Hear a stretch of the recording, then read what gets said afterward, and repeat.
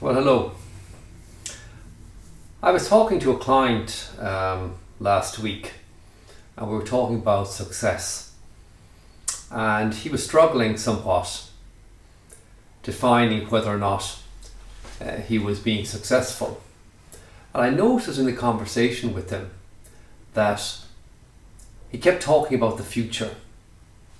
So I shared with him the following thought.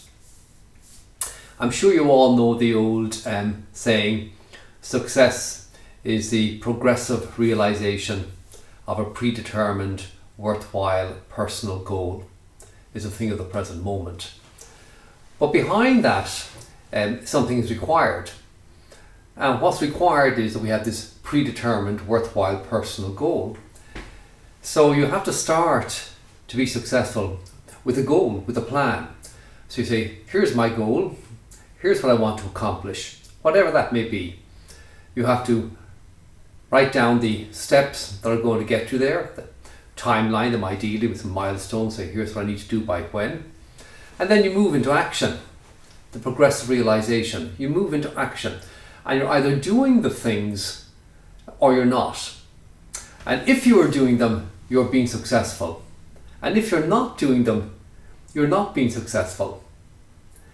What this does is this takes away the responsibility, if you wish, for shaping the creation, shaping the universe. We don't have to make every single thing work. We don't have to control and manage everything. All we have to do is control and manage ourselves and what we're doing. So if we know what we're doing, if we've identified what we want to do, and we say these are the steps that I need to take and we're doing them, we are being successful. Now, whether or not we're getting the outcomes we desire or not is another question. But then again, we're not responsible for the outcomes. We can't make the outcomes happen. All we can do is make the inputs happen.